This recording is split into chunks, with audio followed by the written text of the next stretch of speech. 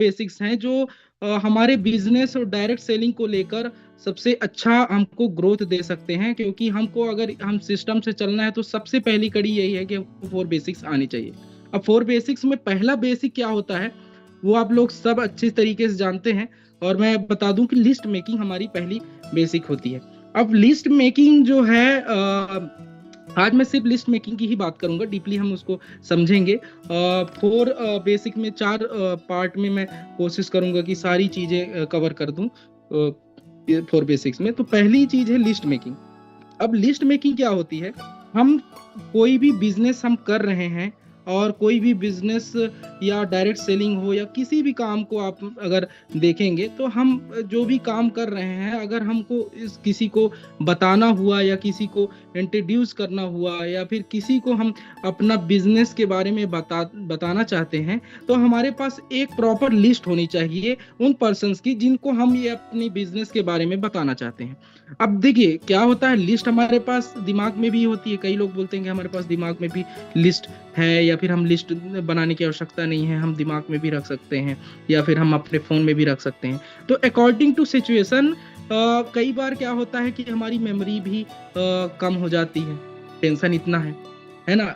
या फिर mobile phones कभी रीसेट हो गए या गुम गए या फिर बंद पड़ गए या फिर कुछ भी हो गया है ना, खराब हो गया, तो हमारी जो भी कांटेक्ट की लिस्ट है या फिर लिस्ट जो भी चीजें हम लिस्ट में रखते हैं वो सारी चीजें डिलीट भी हो सकती हैं। तो सबसे बेहतर आइडिया होता है कि जैसे इसमें डायरी में हम लिस्ट बनाएं या फिर जो भी लिस्ट मैं अभी बताने वाला हूं जिस चीजों की लिस्ट है उसको हम एज ए हार्ड कॉपी में अगर हमने लिख लिया या फिर डायरी में बना लिया तो ये क्या होता है, ये 3 बार होती है।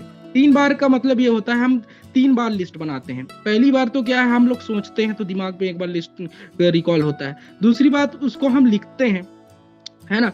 तो तीसरी बात क्या होता है, उसको हम दोबारा फिर लिखने के टाइम पे हम जब याद कर रहे होते हैं बार बार लिखते हैं तो वो हमारे माइंड में एज ए जैसे सबकॉन्शियस माइंड होता है उसमें हमारे चला जाता है। तो वो लिस्ट जो है बार बार अगर हम डायरी में बनाते हैं तो बहुत ही अच्छे तरीके से हमको वो रिकॉल करने में भी काम आता है। और बार बार हम कैटेगराइज वे में उसको देख सकते हैं, जब भी हमको जरूरत पड़ती है तो हम देख सकते हैं और लिख सकते हैं, उसमें हम करेक्शन भी कर सकते हैं। मोबाइल फोन से या दिमाग में हमको ये कर पाना पॉसिबल नहीं होता क्योंकि मोबाइल में भी बहुत सारे डिस्ट्रैक्शन होते हैं, दिमाग में भी बहुत सारे डिस्ट्रैक्शन होते हैं। तो कोशिश करें आप जो भी चीज लिखें अपनी डायरी एक बनाइए और डायरी में आप इसको स्टार्ट कर सकते हैं। तो लिस्ट मेकिंग क्यों जरूरी है, लिस्ट मेकिंग इसलिए जरूरी है क्योंकि लिस्ट नहीं बनाएंगे तो हम किसी को भी प्रॉपर सिस्टम से जो भी आगे की हमारे प्रोसेस है, जैसे हम लिस्ट मेकिंग के बाद हम कॉन्टेक्टिंग और इनवाइटिंग करते हैं,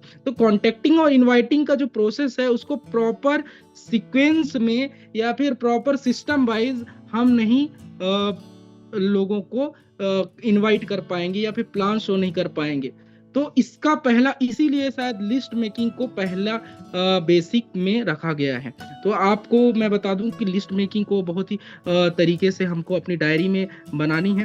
अब लिस्ट मेकिंग भी हमारी कई टाइप की होती हैं। पहले टाइप ये होता है लिस्ट मेकिंग में, वो होता है हमको किस चीज की लिस्ट बनानी है, तो पहला लिस्ट हमको बनाना है अपने ड्रीम्स और गोल्स की।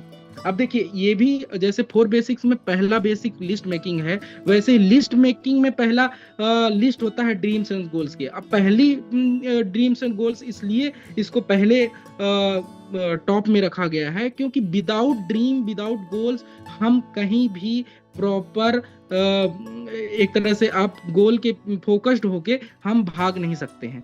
अगर हमारे पास ड्रीम्स और गोल्स नहीं है पहले से तो हम काम तो कर रहे होंगे पर प्रॉपर हमारा जो माइंड सेट होगा वो एट द एंड हम उसको फोकस नहीं कर पाएंगे।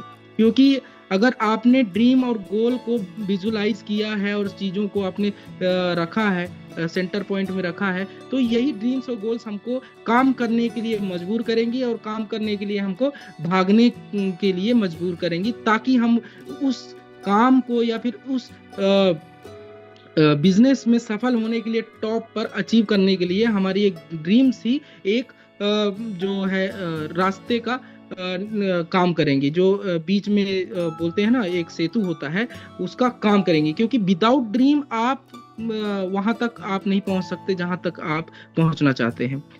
जिसकी बात करूं मैं, उसको टॉप लेवल पे या फिर सक्सेस जिसको बोलते हैं, जिस चीज के लिए हम लोग भाग रहे हैं, जैसे संजय पांडे सर हमारे, आज उनकी लाइफस्टाइल बहुत अच्छी है। तो उनका मुख्य जब भी आप उनसे पूछेंगे या भी जब भी उनसे बात करेंगे, तो उन्होंने हमेशा अपने ड्रीम्स और गोल्स की बात की हुई है। उसका रीजन यही है कि हम विदाउट ड्रीम एंड गोल्स हम कोई भी काम को कर तो सकते हैं, पर उसमें जो बोलते हैं मैसिव सक्सेस है वो नहीं पा सकते। तो पहला हमारा लिस्ट कौन सा होना चाहिए? ड्रीम्स एंड गोल्स की। अब ड्रीम्स एंड गोल्स भी 3 टाइप के होते हैं। देखिए क्या होता है कि कैटेगराइज करने से चीजें आसान हो जाती हैं, और आसान हो जाने के साथ साथ क्या होता है, उसको अचीव करने के लिए हम जो मेहनत करते हैं, उस मेहनत में हार्ड वर्क के साथ साथ स्मार्ट वर्क जो होता है वो ऐड ऑन हो जाता है। स्मार्ट वर्क से हम हार्ड काम को भी जल्दी कर सकते हैं। इसलिए बोलते हैं हार्ड वर्क से ज्यादा है कि हम उसको स्मार्टली काम करें। तो स्मार्ट वे यही है कि हम उसको भी कैटेगराइज करें। कैटेगराइज करने का फायदा ये है कि हम जो चीजें कर रहे हैं वो रियलिस्टिक तौर पे मतलब साबित हो सके। रियलिस्टिक मतलब अचीवेबल हो सके, चीजों को हम सही तरीके से कर सकें, वो हमारे माइंड में भी हैवी ना हो। तो ड्रीम्स की बात मैं अगर करूं, तो पहला जो लिस्ट ऑफ ड्रीम्स है, उसमें हमको 3 भागों में ड्रीम्स को कैटेगराइज करना है। और सबसे बड़ी चीज, हम कोई भी ड्रीम्स और गोल्स लिखें या पढ़ें या फिर अपनी कुछ भी बनाते हैं, ड्रीम्स या गोल्स बनाते हैं, तो उसको आपको स्मार्टली उस गोल को कैटेगराइज करना है। कैसे कैटेगराइज करना है? स्पेसिफिक करना है आपको। कोई भी गोल्स आप लिख रहे हैं तो स्पेसिफिक करना है। जैसे मैं आगे बात करने वाला हूं, हमारा सबसे पहला गोल होता है या फिर ड्रीम होता है short term dream. Short term dream हम 6 महीने से साल भर के लिए बनाते हैं, है ना। तो 6 महीने से साल भर के लिए जो हम शॉर्ट टर्म ड्रीम बनाएंगे, तो उसको हमको किस तरह बनाना है, उसका तरीका यही है कि हमको जो गोल बना रहे हैं वो स्पेसिफिक होना चाहिए। स्पेसिफिक का मतलब होता है कि उससे हम मेजर कर सकते हैं, अचीवेबल कर सकते हैं, विजुलाइज कर सकें, रियलिस्टिक टाइप का हो। कहने का मतलब है, अगर हम 6 से 1 महीने और 1 साल के बीच में अगर हमने ड्रीम्स में मोबाइल फोन लिखा है, छोटे ड्रीम्स की बात करें या बाइक की बात करें, तो बाइक हम कौन सी ले रहे हैं ये मैटर करता है।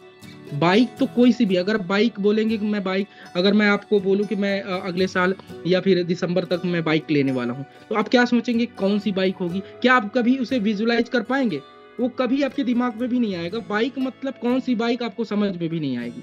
तो अगर मैं ये बोल दूं कि मैं दिसंबर लास्ट में होंडा की एसपी साइन लेने वाला हूं या फिर मैं बुलेट लेने वाला हूं, है ना, कोई सी भी गाड़ी आप लिख लेंगे, तो जैसे मैंने बुलेट बोला, आपके दिमाग में वो बुलेट की जो इमेज है वो बनने लग जाती है। तो जैसे ही आपके दिमाग में इमेज बनी, उसको आपने विजुलाइज किया, तो विजुलाइजेशन के बाद वो आपके सबकॉन्शियस माइंड में चला जाता है। और सबकॉन्शियस माइंड में एक बार चीजें चली जाती हैं, तो आपके गोल को रियलिस्टिक तौर पे होने की पॉसिबिलिटी आपकी 99% बढ़ जाती है। उसके बाद 1% जो होता है वो आपका वर्क मैटर करता है, क्योंकि आप जब तक विजुलाइज नहीं करोगे कि वो मेरी चीज पास आ जाएगी, या विश्वास नहीं होगा आपको, तब तक आपको वो चीज नहीं मिल सकती, क्योंकि उसके पीछे फिर आप काम भी नहीं करोगे। तो स्पेसिफिक होनी चाहिए। स्पेसिफिक का मतलब मैं एक बार और बता दूं, मेजरेबल होना चाहिए। मेजरेबल मतलब आप उसको नाप सको, तौल सको। कहने का मतलब ये है कि आप उसे देख सको, इमेज के फॉर्म में समझ सको। अचीवेबल होना चाहिए। अचीवेबल का मतलब ये है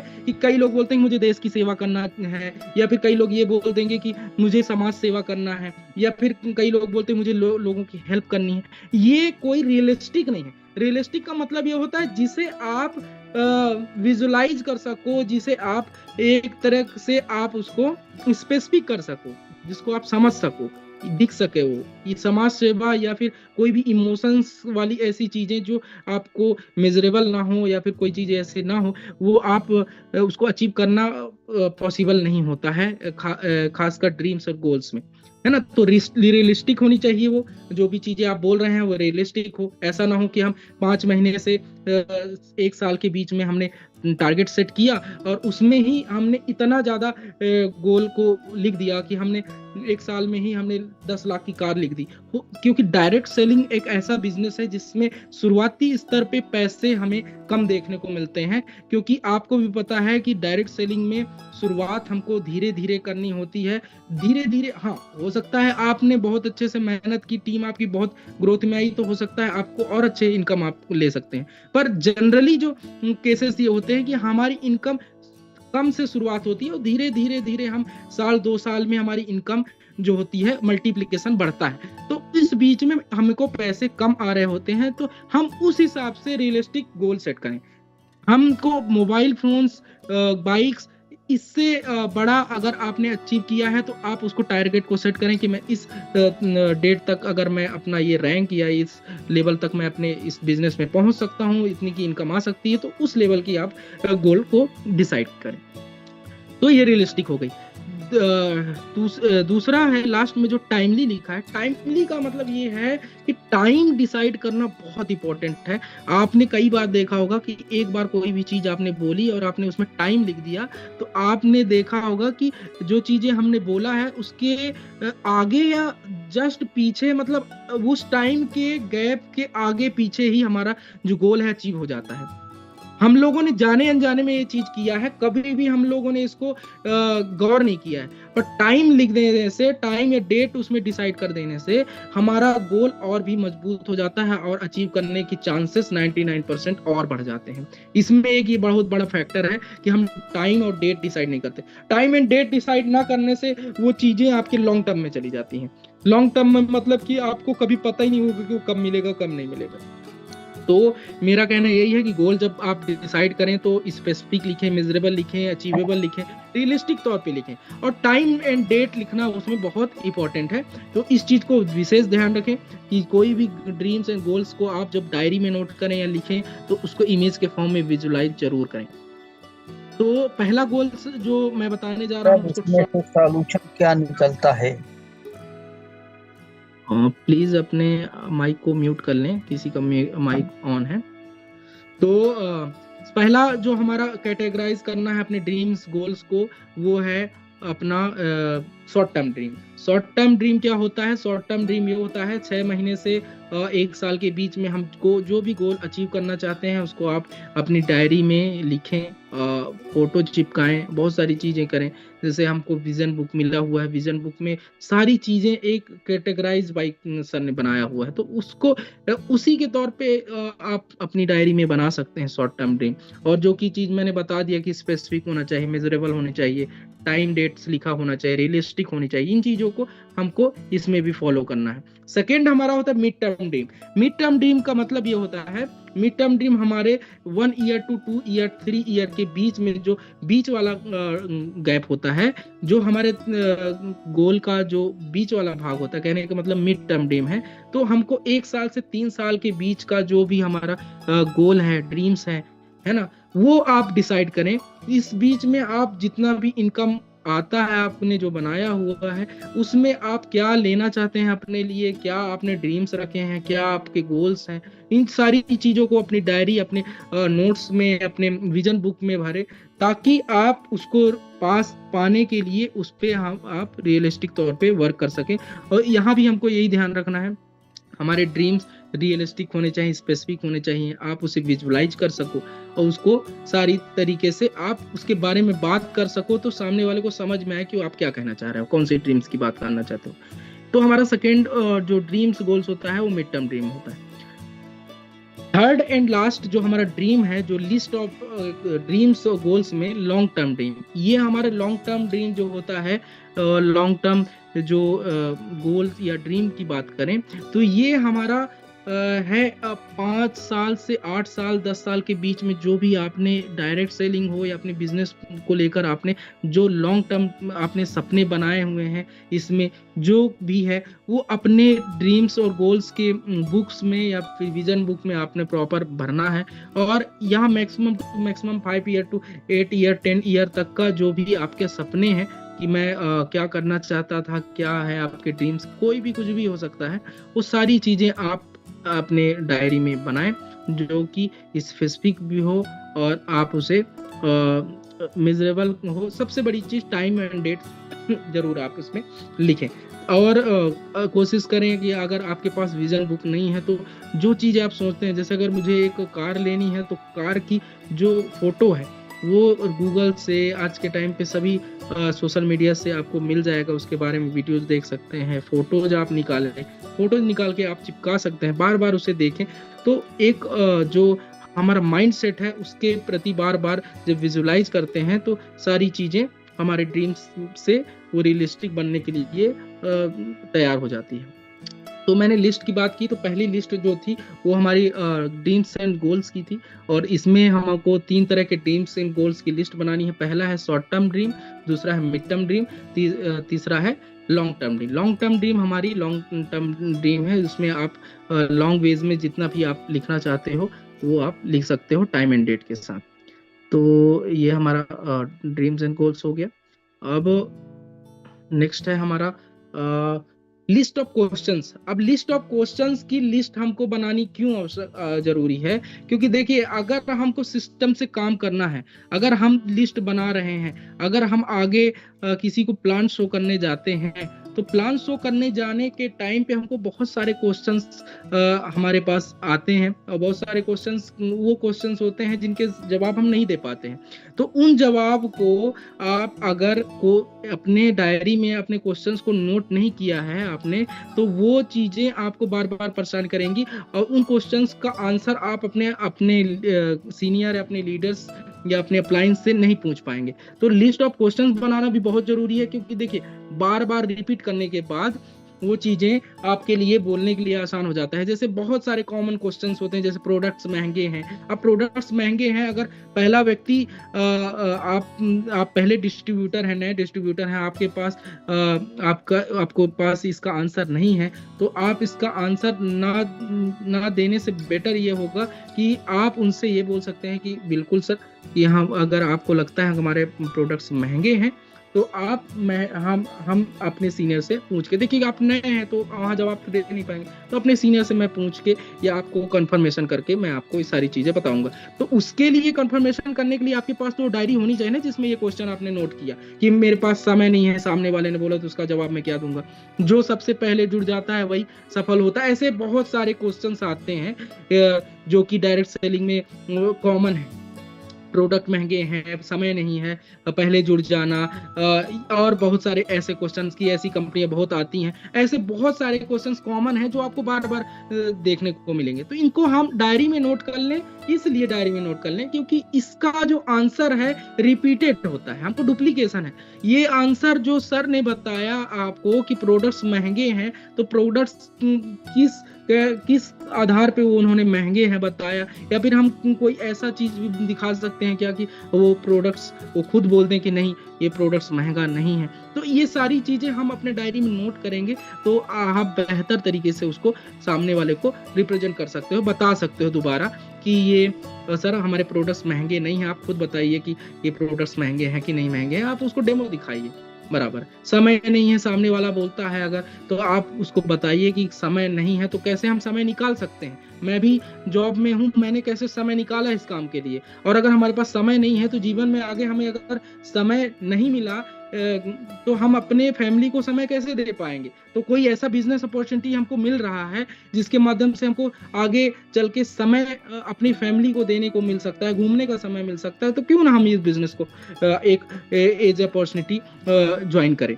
तो ऐसे आंसर्स तब हमको आएंगे जब हम उनके क्वेश्चंस के आंसर को डायरी में क्वेश्चंस को लिख के और आंसर लिखेंगे। तो ये लिस्ट ऑफ क्वेश्चंस भी बनाना हमको बहुत जरूरी होता है। ओके, तो ये हो गया लिस्ट ऑफ क्वेश्चंस। ओके, तो हमारे सेकेंड हो गया लिस्ट ऑफ क्वेश्चंस में मैंने आपको बता दिया कि क्या क्या करना है। थर्ड हमारा है और लास्ट है लिस्ट ऑफ फ्रेंड्स। मतलब लिस्ट ऑफ फ्रेंड्स का मतलब ये है, मैं यहाँ लिखना ये चाह रहा था, लिस्ट ऑफ कॉन्टेक्ट्स। कॉन्टेक्ट्स का मतलब ये होता है कि कॉन्टेक्ट्स हमारे पास बहुत सारे होते हैं, है ना।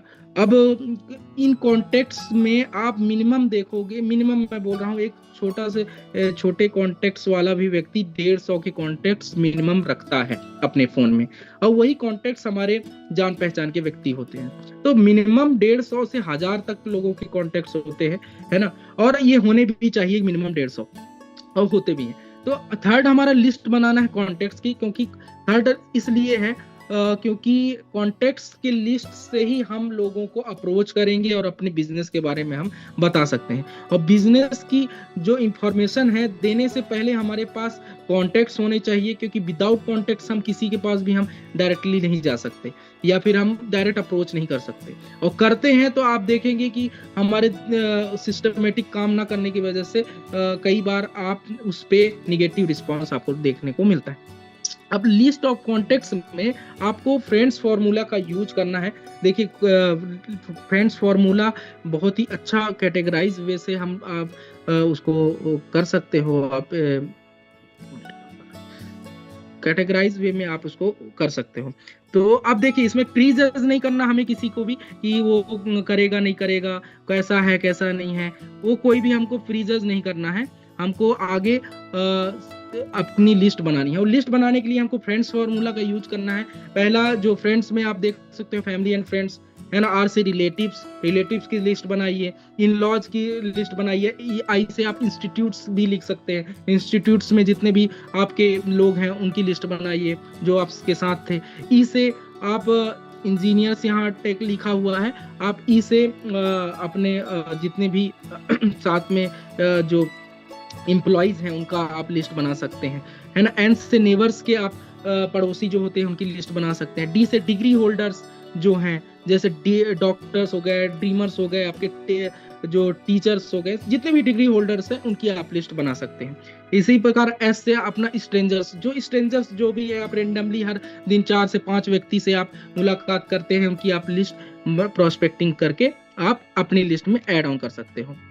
इसके बाद होता है इन लिस्ट को आपको कैटेगराइज करना है 3 फॉर्म में, हॉट, वार्म, कोल्ड। ये 3 फॉर्म में कैटेगराइज करने का फायदा आपको बहुत मिलेगा, क्योंकि देखिए हम रेंडमली किसी के पास नहीं जा सकते हैं। आपको देखिए 4 अप्रोच में काम करना होगा: direct approach, opinion approach, product approach, suspense जो अप्रोच होता है। डायरेक्ट अप्रोच होता है जो आपके हॉट कैटेगरी के व्यक्ति होते हैं, उसको आप डायरेक्ट अप्रोच कर सकते हैं, है ना। वार्म कैटेगरी के व्यक्ति क्या होते हैं कि वार्म कैटेगरी के व्यक्ति होते हैं, आपसे जान पहचान रहती है उनकी। हॉट का मतलब यह है कि आपके एकदम जिगरी दोस्त, जिनको आपने बोला रात को 12 बजे भी कि यार मुझे ये परेशानी है, तो आपके साथ खड़ा है, उसको हॉट कैटेगरी में रखिए। वो वार्म कैटेगरी में वो व्यक्ति है जिनका कॉन्टेक्ट लिस्ट तो है आपके पास, पर आपसे बातचीत कम होती है उनकी, तो उनको वार्म कैटेगरी में रखिए। कोल्ड कैटेगरी वो है जिनकी लिस्ट बस है आपके कॉन्टेक्ट्स में, पर बातचीत नहीं होती है। तो उसको क्या है, उसको कैसे करना है हमको। अब जैसे मैंने डायरेक्ट अप्रोच बताया, तो डायरेक्ट अप्रोच तो आपको 2 चीजों में काम आएगा, डायरेक्ट अप्रोच और ओपिनियन अप्रोच जो है। ओपिनियन का मतलब हम एडवाइस लेते हैं, हॉट कैटेगरी के व्यक्ति से आप कर सकते हो, है ना। प्रोडक्ट का जो है आप वार्म कैटेगरी में भी कर सकते हो। कई लोगों को प्रोडक्ट की आवश्यकता होती है, कई लोगों को। अब कोल्ड कैटेगरी जो होते हैं, जैसे स्ट्रेंजर्स भी आ जाते हैं कई बार, तो उनको सस्पेंस वाले ऑप्शंस में आप इनविटेशन कर सकते हो। तो हॉट कैटेगरी तो आपने समझ गया कि जो हमारे नियर एंड डियर होते हैं। वार्म कैटेगरी क्या होते हैं? वार्म कैटेगरी जिनसे हमारी बातचीत नहीं हो रही होती है, बस लिस्ट में नाम होता है, पर कभी कभार बातचीत होती रहती है, मतलब ठीक ठाक रहता है उनसे। तो वार्म कैटेगरी को आपको हॉट में लेके जाना। हॉट में मतलब उनको जिगरी रेगुलर बेस पे बातचीत करनी है, आप हालचाल पूछते रहना है, जो हॉट कैटेगरी में आ जाए। हॉट कैटेगरी के बाद ही आप उनको इन्विटेशन करें या प्लान करें। थर्ड हमारा होता है कोल्ड कैटेगरी। कोल्ड कैटेगरी सबसे अहम होता है, इसलिए क्योंकि हम डायरेक्टली कोल्ड कैटेगरी को ही टच करते हैं। कोल्ड कैटेगरी को टच करने के बाद क्या होता है, हम नेगेटिव हो जाते हैं, क्योंकि डायरेक्टली कोल्ड कैटेगरी को हम हॉट वे में बात करने की कोशिश करते हैं। हमको हमेशा कोल्ड से वार्म जाना है, वार्म से हॉट जाना है, ना कि कोल्ड से डायरेक्ट हॉट में जाना है। कोल्ड से हॉट में जाएंगे तो आप नेगेटिव हो जाएंगे। जैसे मान लीजिए मैंने अपने फ्रेंड को फोन किया जो कि कोल्ड कैटेगरी में है, मतलब कभी भी बात नहीं होती, कॉन्टेक्ट में लिस्ट था, और डायरेक्टली मैंने उससे बात कर लिया कि यार मैंने एक बिजनेस ज्वाइन किया है और तुमको अगर कोई जरूरत हो तो। सामने वाला यही बोलेगा कि अभी तक मुझसे फोन नहीं किया था, पर आज वो कॉल क्यों किया है, क्योंकि उसको अपने फायदे के बारे में बात करनी है। तो कोल्ड से पहले वार्म में लाएं, वार्म में हालचाल पूछे, रेगुलर बेसिस में लाएं, उसे बातचीत होने लग जाए, धीरे धीरे जब वो अपने मन की बात बताने लग जाए, सारी चीजें आप उसके बैकग्राउंड में के बारे में जान जाए, वो तब हॉट कैटेगरी में आ जाता है। जब हॉट कैटेगरी में आ जाता है तब आप उसको अपने बिजनेस के बारे में बता सकते हैं। मोस्ट इम्पॉर्टेंट कैटेगरी ये है कि आप उनके फाइनेंशियल कैटेगराइज भी सॉरी फाइनेंशियल तौर पे भी उसे कैटेगराइज करें कि कौन सा व्यक्ति किस डिपार्टमेंट में काम करता है या क्या है उसका बैकग्राउंड, वो कितनी की इनकम कर रहा है, कितने की सैलरी बेस्ड है या बिजनेस बेस्ड है या फिर कौन सा जॉब कर रहे हैं। सारी चीजें एज ए सस्पेक्टिंग के तौर पे आप फाइनेंशियल तौर से करें, क्योंकि किस व्यक्ति को प्रोडक्ट की आवश्यकता है, किस व्यक्ति को बिजनेस की आवश्यकता है, किस व्यक्ति को टूर की आवश्यकता है, ये सारी चीजें आप तभी कर पाएंगे जब आप हॉट कोल्ड वार्म कैटेगरी में आप कैटेगराइज करेंगे और उनको फाइनेंशियली तौर पे कैटेगराइज करेंगे कि किसकी इनकम कितनी है। जिसकी इनकम 5,000 रुपए की है, अगर उसको आप डायरेक्टली अपने प्रोडक्ट्स को यूज करने के लिए बोलेंगे तो उसका बजट फिट नहीं बैठता। तो हमें उसको अपने छोटे प्रोडक्ट्स जो कि 35 रेंज के प्रोडक्ट्स हैं वहां से हम उनको शुरुआत करने के लिए हम उस बिजनेस के लिए अपॉर्चुनिटी दे सकते हैं। या फिर जिनकी इनकम 5,000 की है तो हम उन्हें बिजनेस एज ए अपॉर्चुनिटी दे सकते हैं कि 5,000 से आप प्लस की इनकम लेने के लिए एक्स्ट्रा इनकम सोर्सेस की आपको ये अपॉर्चुनिटी मिल सकती है इस बिजनेस के माध्यम से। जिसके पास ऑलरेडी 60,000 या 70,000 की इनकम है तो उनको भी आप as a business plus as a tour, foreign tour या आप बड़े बड़े टूर्स या फिर आप एज ए हेल्थ आप उनको एडवाइज कर सकते हैं और इस बिजनेस के साथ साथ इस टूर और प्रोडक्ट के साथ साथ एक बेहतर आप बिजनेस की अपॉर्चुनिटी के बारे में उनसे शेयर कर सकते हैं बिजनेस प्लान देकर। तो इस तरह की कैटेगराइज करने से फायदा ये हमको मिलता है कि हम उनसे कौन सी बातें क्या करनी चाहिए वो हम उनको कैटेगराइज तौर पे उनको बता सकते हैं। आई होप, मुझे लगता है टाइम भी होने वाला है और मैंने इतना इसीलिए रखा हुआ था कि 30 से 35 मिनट में हम लोग सिर्फ लिस्ट मेकिंग में बात करें। और लिस्ट मेकिंग में हमने जल्दी मैं बता दूं, शायद हमारे पास कुछ समय हो तो, हमने क्या क्या बात की।